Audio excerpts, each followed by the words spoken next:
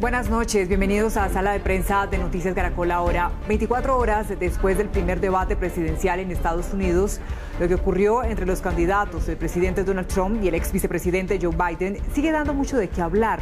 Fueron muy pocas las propuestas y los planes de gobierno que se vieron opacados por las interrupciones y las ofensas. Es por eso que queremos detenernos en lo que ocurrió y para ello hemos invitado a Mauricio Jaramillo Jacir. Él es internacionalista y docente de la Universidad del Rosario. Mauricio, bienvenido a Sala de Prensa. Buenas noches, Daniela. Gracias por la invitación. Y también nos acompaña Henry Cancelado. Él es politólogo y docente de la Universidad Javeriana. Buenas noches, Henry. Bienvenido también. Buenas noches, muchas gracias por invitarme. Bueno, a ustedes por aceptar esa invitación.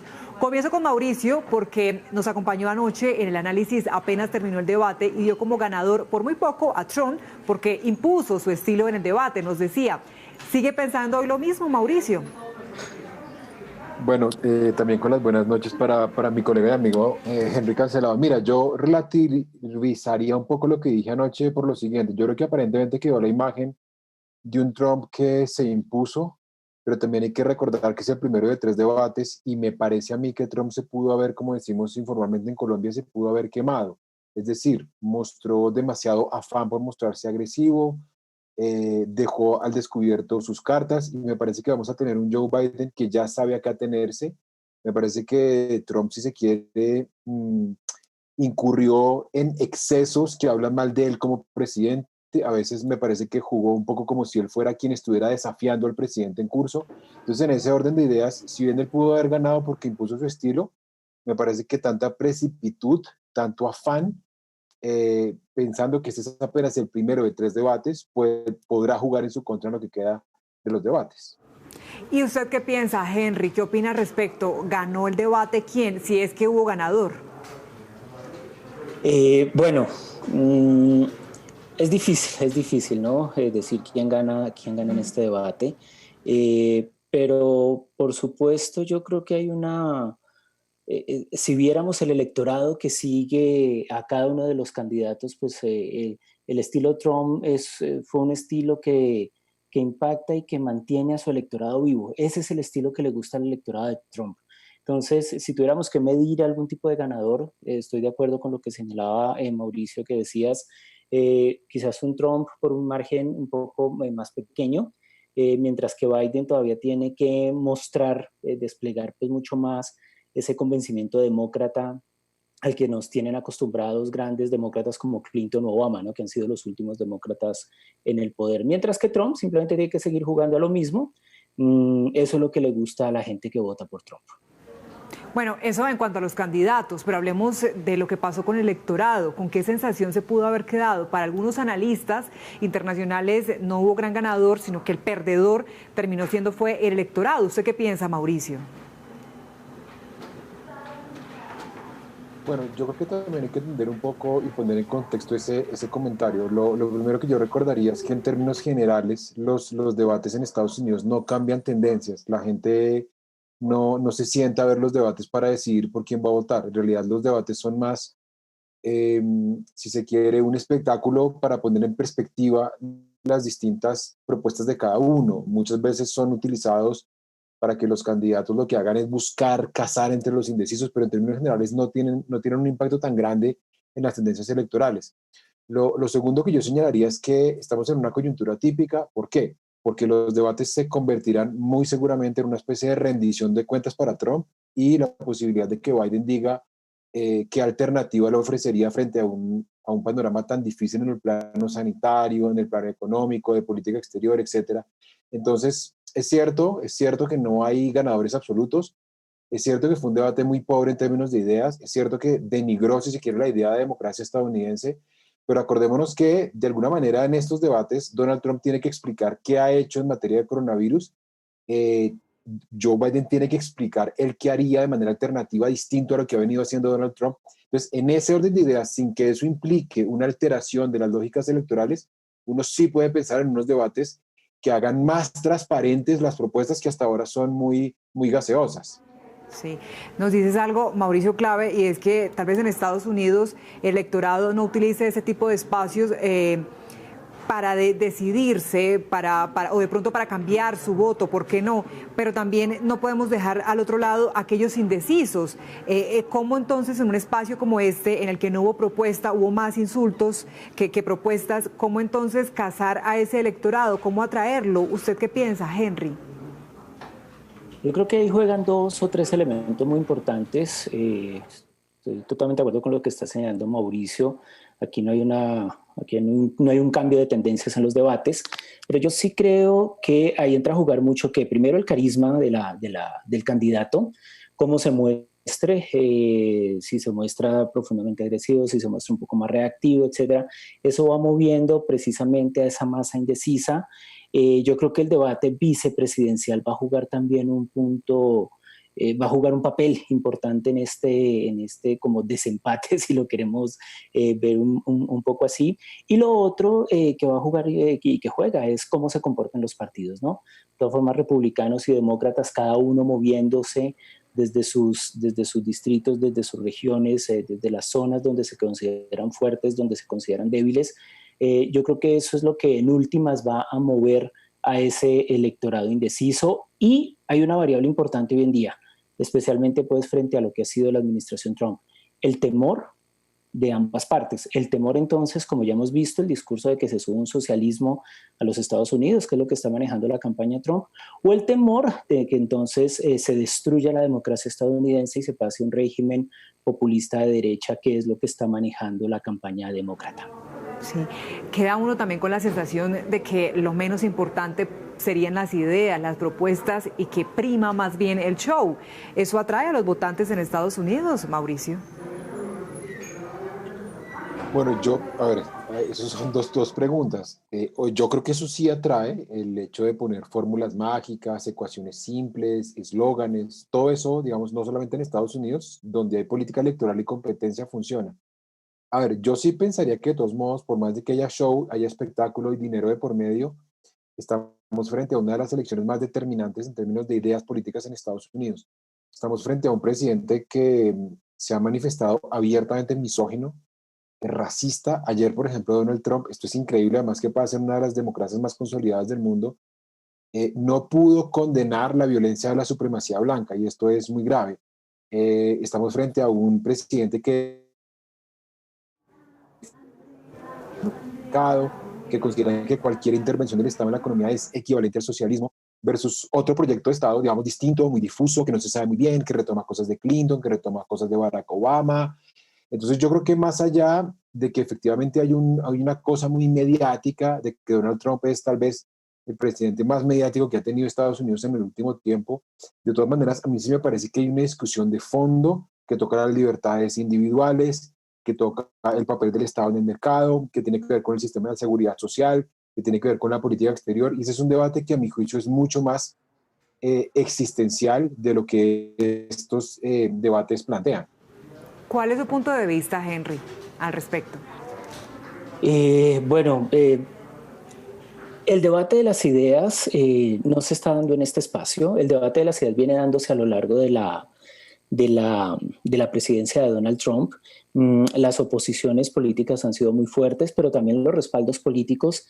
En ese sentido, digamos, los debates no son el espacio donde se van a enfrentar esas ideas, simplemente se van a conocer los candidatos y se van a ver las reacciones. Mauricio señalado ahorita, es más como si se fuera a medir, a hacer una especie de rendición de cuentas de la presidencia, porque es que el debate político y de ideas se ha venido dando a lo largo de estos años de la presidencia Trump, ¿no? Temas, por ejemplo, como la posición frente a la pandemia, el enfrentamiento con gobernadores, la figura del gobernador es muy importante en Estados Unidos, el manejo del Congreso, el manejo de política exterior, el manejo de lo militar, de lo comercial, ¿cierto? Las mismas denuncias de intervención extranjera en las elecciones donde gana Trump. O sea, esas cosas han venido marcando el debate político a lo largo de estos años. Y pues no lo vamos a ver en estos debates televisivos, pero esos son ya ideas políticas, debates, temas que han quedado un poco en la agenda y que es lo que ya tiene el electorado en la cabeza, ¿no?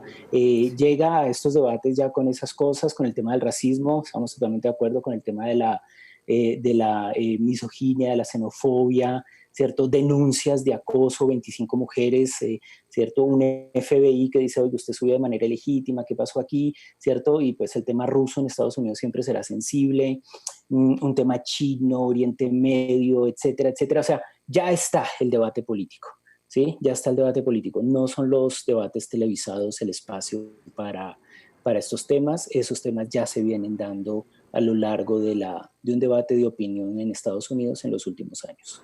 Sí. Sin embargo, con lo que pasó en las últimas horas, hoy se planteaba también que puede ser posible que no se realicen nuevos debates entre Trump y Biden, ya que Trump estaría pensando en no asistir, aunque ya hay otros dos programados para el 15 y 22 de octubre. ¿Creen que eso es posible? Y se los pregunto porque también queda sobre la mesa la sensación de si le conviene o no a Trump seguir asistiendo a esos debates. Si bien decían ustedes ahora, pues no se ganan votos en los debates, pero sí se pueden perder. ¿O qué piensas, Mauricio?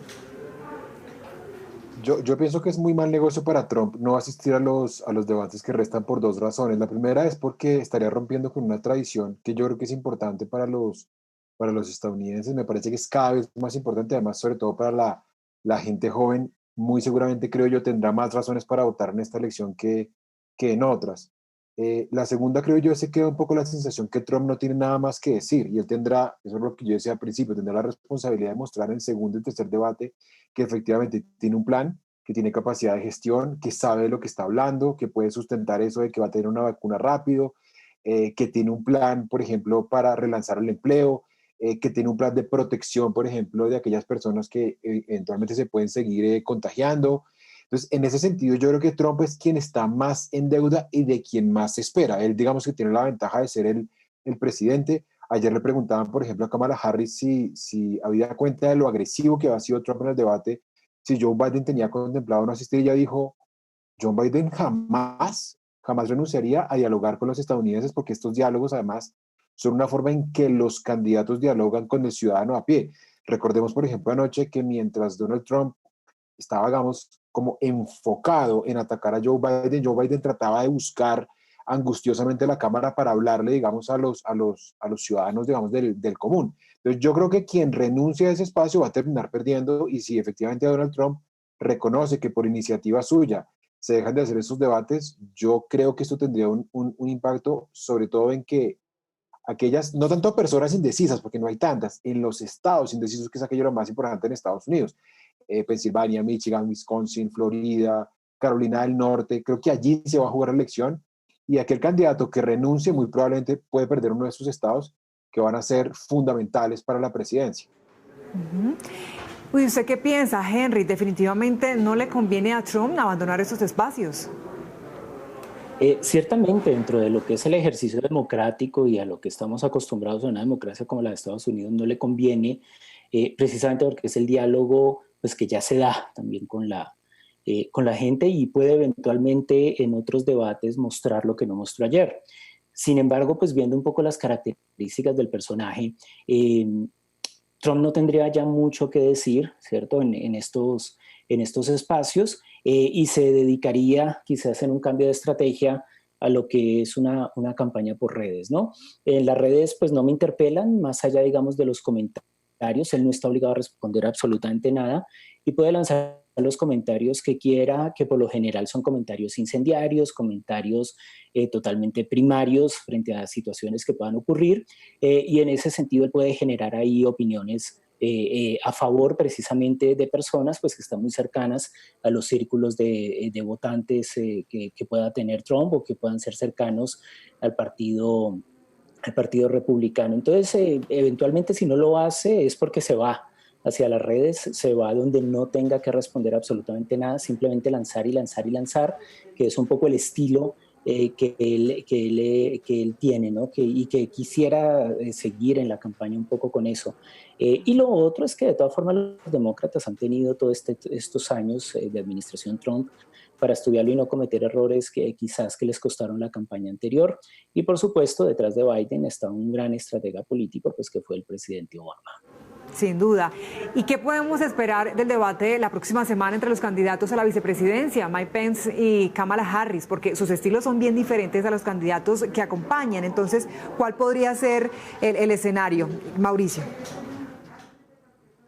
Mira, Daniela, creo que este debate entre vicepresidentes en circunstancias normales es un debate hasta cierto punto irrelevante, pero habida cuenta de lo mal que salió este primer debate en términos de lo que ustedes mencionaban, confrontación de ideas, de repente este espacio termina ganando una relevancia que normalmente no tiene. Yo pensaría que esta va a ser la primera oportunidad en que vamos a poder contrastar efectivamente propuestas.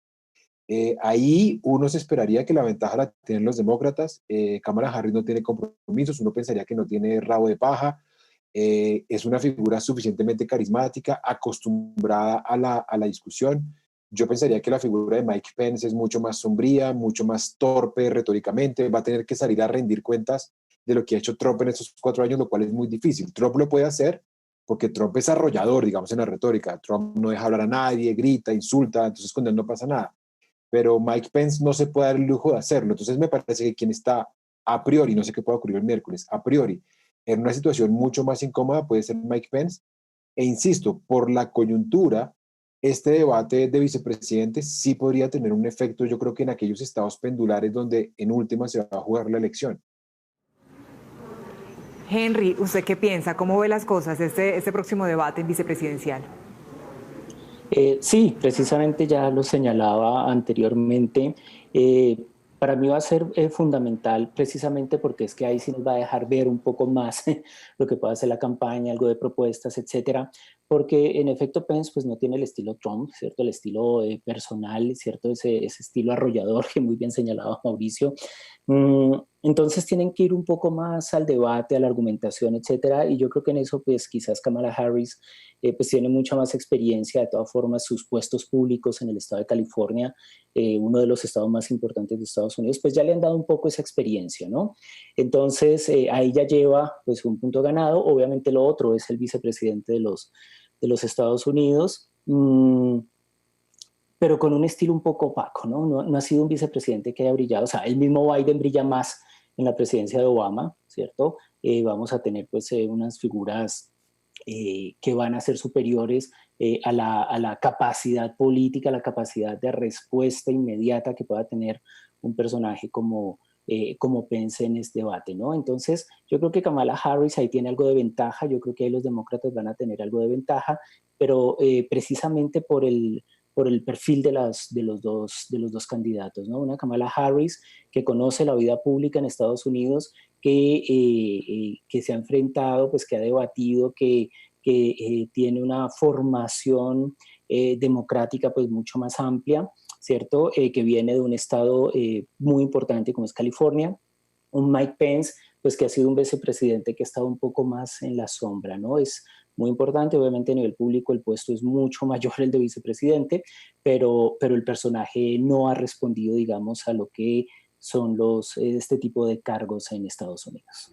Ya veremos qué pasa entonces, porque justamente ese contraste pues lo hace aún más interesante. Bien, lo ocurrido en las últimas horas, este debate que dejó más aspectos que lamentar, que resaltar, también nos ponen a pensar si de pronto esos debates deberían cambiar, al menos el formato, no estar expuesto como a lo que vimos anoche, este show. ¿Ustedes cómo lo ven? ¿Qué piensan? Henry, comienzo contigo esta vez. Bueno, yo creo que ahí hay varias cosas que podemos analizar, ¿no? El debate como debate a mí me parece valioso e importante, ¿sí? De pronto lo que toca cambiar es quizá los formatos, ¿sí? El debate es importante porque de todas formas es un acercamiento, y en un país tan grande como Estados Unidos, pues es un acercamiento de la gente a los candidatos, así sea pues mediado por la televisión, ¿sí? Pero es un acercamiento donde les permite al menos ver actitudes personales, escuchar ideas, etcétera. Y eso es importante en un espacio democrático y en un país pues que nos ha acostumbrado pues a unas tradiciones democráticas muy concretas, ¿sí? De pronto lo que debe cambiar es esos formatos en donde haya quizás la posibilidad de que quien esté mediando, ¿cierto?, el debate pues tenga la posibilidad de detener este tipo de situaciones que vimos anoche, silenciar micrófonos o imponerse un poco más, ¿no? Quizás esa figura puede ser un poco más relevante, también mirar pues quién sería el personaje que puede acompañar pues a dos monstruos que van a ser los candidatos a la presidencia de los Estados Unidos. No es fácil pues callarlos o imponerse, pero yo creo que puede irse un poco por ahí, tratar de mejorar esto, ¿no? Porque de lo contrario, si no se logra la mejora en los formatos, lo que sí vamos a tener es el debate como un espacio, un escenario lamentable de un ejercicio totalmente antidemocrático. Y es la política como insulto, ¿no? Lo que yo llamo un poco la política del patán. El que más patán sea es el que va a brillar más. Qué lamentable. Mauricio, ¿tú cómo ves las cosas? ¿Qué cambios se deberían hacer? Yo coincido con Henry, complementaría diciendo lo siguiente. A ver, yo creo que el problema no es del formato, es decir, el formato se le pueden mejorar dos cosas, de pronto silenciar el micrófono. Yo pensaría que ayer, obviamente, a Chris Wallace se le sale un poco de las manos como si le hubiera, o le hubiera pasado a cualquier periodista, incluso hasta el más recorrido. Me parece que acá hay dos cosas para resaltar. Lo primero es, yo creo que anoche hubo un accidente, o sea, fue un debate accidentado. Me parece que por más de que Trump se hubiera impuesto, yo me imagino que dentro de la campaña de Trump debe haber un ejercicio de autocrítica para decir, no podemos volver a hacer lo mismo, ya quemamos esta nave, ya jugamos esta estrategia, creo que esta vez a la gente no le gustó. Una cosa es cuando yo soy el candidato anti-establecimiento y quemo todo, y otra cosa es yo en el establecimiento un poco rompiendo todo. Entonces me parece que probablemente hay una autocrítica y hay tanta expectativa de que Trump va a ser un poco, como dice Henry, el patán en el próximo debate, que de golpe vamos a encontrarnos con un Trump mucho más reposado y que va a cambiar de estrategia.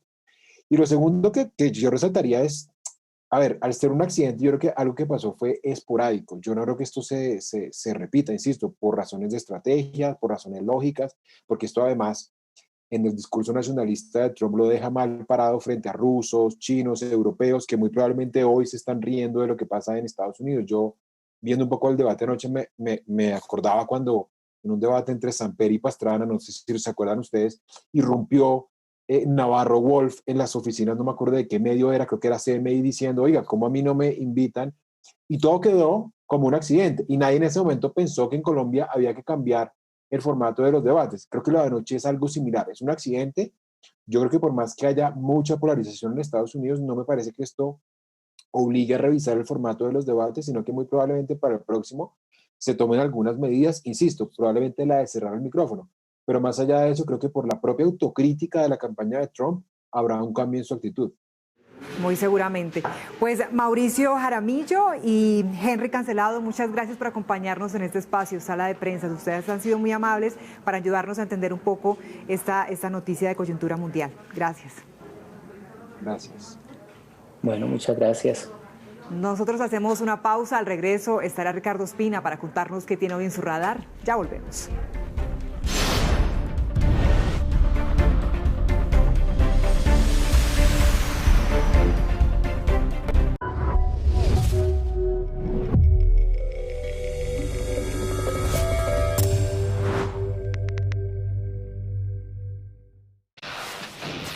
Noticias Caracol ahora. Conéctate con el mundo. Estamos ahora y a todas horas. Unidos nos conectamos. Noticias Caracol ahora. No importa el momento ni el lugar. Estamos ahora y a todas horas. Conéctate con el mundo. Noticias Caracol ahora.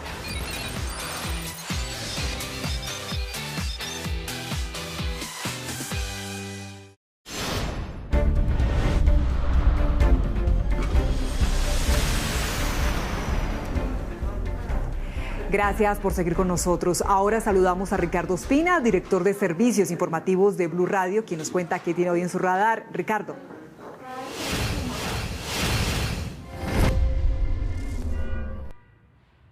Hola, muy buenas noches. Hoy entra en el radar, aquí en Sala de Prensa en Noticias Caracol ahora, el desarrollo de la búsqueda de un acuerdo entre el gobierno nacional y el gobierno de Bogotá para determinar de qué manera se podría hacer un protocolo que permita garantizar la protesta pacífica. en momentos en los que hay dos fallos judiciales que dan la instrucción para que haya una definición clara por parte de las entidades relacionadas, para evitar de una parte que haya abusos por parte de la policía en el manejo de las marchas y en el manejo de los plantones, y también por otro lado la necesidad de que se cierre la puerta a los actos de vandalismo. Hay dos fallos, como le decimos, uno de la Corte Suprema de Justicia, que ha generado toda una tormenta judicial y un choque entre el presidente de la República y la Corte Suprema de Justicia, porque entre otras cosas, a través de este fallo de tutela le da un plazo perentorio al gobierno para que cumpla con esos lineamientos. El otro documento es un auto del Tribunal Administrativo de Cundinamarca que le da muy poco plazo, mucho menos tiempo al gobierno nacional y al gobierno de Bogotá para que se dé a conocer ese protocolo. ¿Qué se ha sabido? Que el gobierno del presidente Iván Duque y la alcaldesa Claudia López le van a pedir a la magistrada Nelly Yolanda Villamizar del Tribunal de Cundinamarca un plazo de 60 días para ponerse de acuerdo e implementar ese protocolo, para que coincida con el tiempo que les dio la Corte Suprema en el mismo sentido. ¿Qué sabemos? Que hay todavía posiciones distantes entre lo que plantea el gobierno, el Ministerio de Defensa y la Policía, y lo que propone la Alcaldía de Bogotá. El gobierno, por ejemplo, propone que se prohíba el uso de capuchas en medio de las protestas. Prohíbe también el gobierno en su propuesta el uso de pintura y también obliga a los convocantes a marchas a la adquisición de una póliza para que cubra los daños en caso de que haya actos de vandalismo. La alcaldía de Bogotá está en desacuerdo con el tema de la póliza porque considera que sería muy complicado de operar y no garantizaría el derecho a la protesta, y también dice que no está muy de acuerdo con el tema de la prohibición del uso de la capucha. Eso sí, pareciera que hay consenso en torno a que se prohíba definitivamente el uso de la escopeta calibre 12 por parte de los agentes del ESMAD, y también quede claro que quienes están vigilando las protestas por parte de la policía no deberán usar en ningún caso ni deberán portar armas de fuego. Todo esto coincide mientras la Corte Suprema le envió al Tribunal Superior de Bogotá una solicitud del abogado Alirio Uribe para que ordene al ministro de Defensa, Carlos Holmes Trujillo, el cumplimiento cabal de la tutela, y en caso de que no lo haga, inicie un incidente de desacato que eventualmente podría llevarlo a prisión. Gracias, Ricardo. De esta manera llegamos al final de esta emisión de Sala de Prensa. Gracias por acompañarnos. Los dejamos con Signo Pesos. Que tengan buenas noches.